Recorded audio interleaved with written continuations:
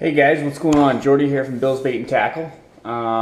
Today I'm going to show you guys what I use to troll for Great Lakes salmon and trout. I actually just newly discovered this. This idea is borrowed from another guy that I follow off of YouTube, another yak fisher. So what I do is, so you're going to need a rod and reel, line counter reel, and a heavy duty rod, not quite a downrigger rod, or I guess mine's kind of like a downrigger slash dipsy rod of medium action. Mine I think is 10.5 feet. So the setup consists of, you're gonna have about a 6-foot leader of fluorocarbon down to your presentation. Here I've got a spoon, I'm using this Stinger.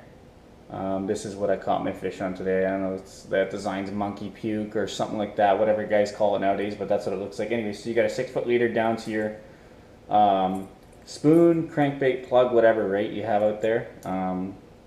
Teaser, fly, whatever. On the swivel.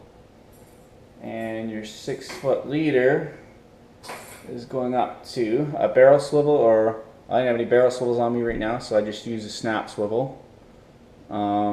And it connects to your main line. Now directly above that you're going to need a bead.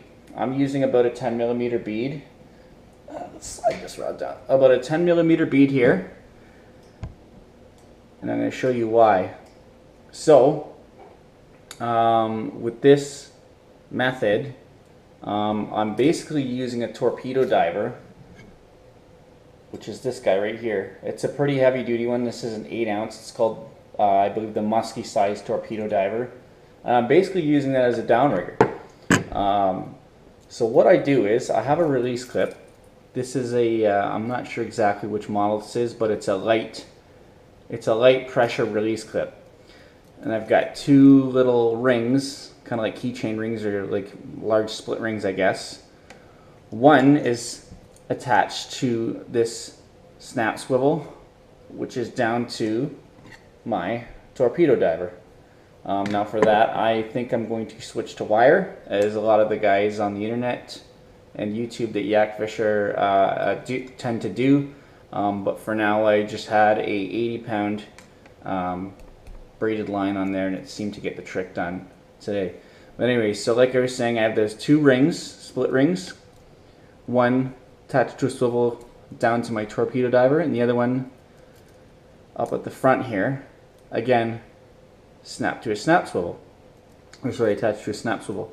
So what that snap swivel attaches to is my main line. So I'm going to show you. So I've got it attached to my main line. Have a look. Now that snap swivel is not big enough to go past that bead. That's what you're looking for. You don't want this to go past your bead and slide down your fluorocarbon.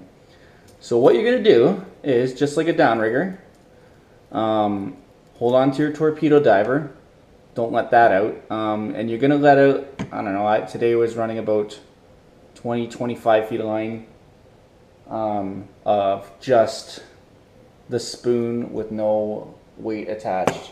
So after I let out about 25 feet of line, I would hold this clip and it would begin to slide up my line, right?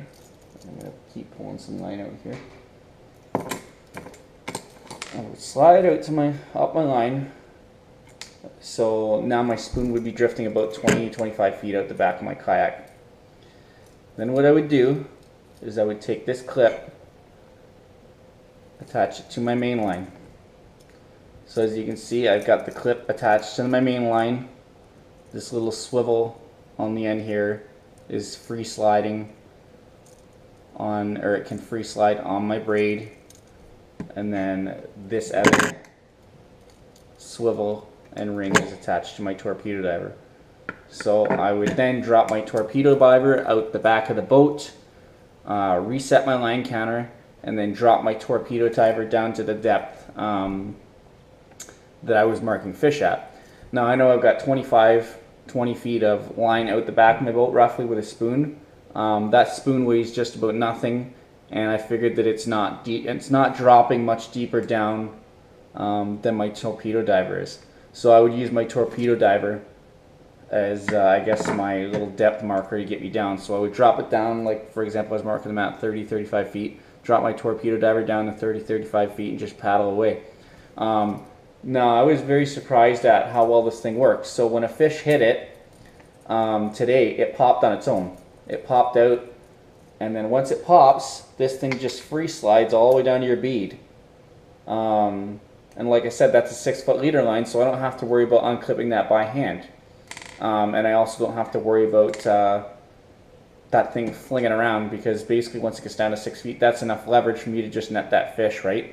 Another way to do it is, if this thing doesn't release when you've got the fish, when you reel it up to the top of your line, when you reel this all the way up to the top of your line, you can keep reeling. And now it's not good for your guides, but you can keep reeling it.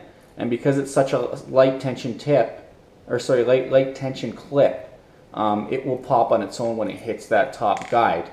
Now I don't necessarily recommend that, because it's obviously not good on that first guide, especially if you have very nice equipment. So what I would suggest to do, and I learned this trick off of a guy, again, another kayaker on YouTube, is when you're fighting that fish, you're going to have that tension.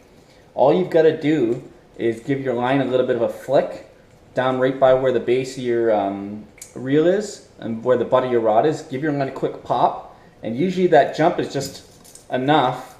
I didn't do it that time, but with the weight of the torpedo diver, it is usually enough to, no, it's not doing it.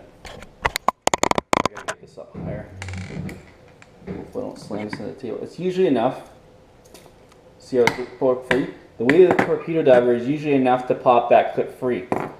Just that jump. Because then again, when you're thinking that's a big heavy weight to be jumping like that, it's an 8-ounce lead weight essentially, that torpedo diver, and that's enough to pop that free. Like I said, when the fish hit, because this is a light pressure release clip, it popped it, and that was still not a big, by any means, not a big fish that I landed today.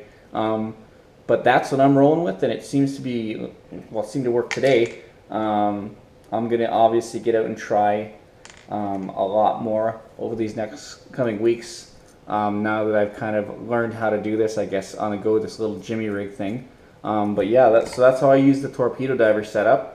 And it seems to have been working for me. If you want, you can have a look at my other video of me catching that fish with this setup on the kayak out in Lake Ontario. So yeah, if you want to get a better understanding, you can have a look at that video and see how I use this setup to hook and do a nice little 2 to 3 pound shaker salmon, as they call them. But yeah, so that's the setup I use. Like I said, pretty simple. Free sliding down to the bead. Use your light pressure release clip. When the fish hits it, it should release. If it doesn't, give your line a little bit of a flick with while you have that pressure on that fish, and it should slide that torpedo diver right down.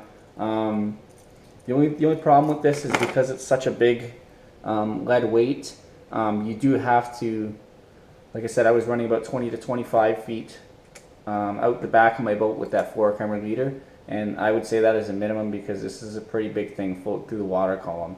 But other than that, for the yak fishers, it's a great idea. There's no drag like I was experiencing when I was trying to use a dipsy diver. And like I said, it's pretty simple. When you've got a musky torpedo diver, which is an 8-ounce, and you drop it straight down, it's going to the depth that it's going to run at the depth that you drop it down to on your line counter. So it's pretty simple. You don't have to troll very fast. You just paddle, paddle, paddle, keep moving. And you know, I've even seen videos of guys on the internet with these things, the spoons down that deep, just fluttering in the drift, and it works. So hopefully I'm going to have some more videos for you guys to see of me catching hopefully bigger fish, and maybe running 2 of these setups out the back of my boat rather than this and a jet diver. The jet diver, again, adds a little bit of drag. But it's a different presentation or a different tool to utilize. So, like I said, hopefully within the next couple of weeks I'll have some more videos. And you know, if you have any questions, please comment below or message me direct. Otherwise, thanks for watching, guys, and I'll talk with you guys soon.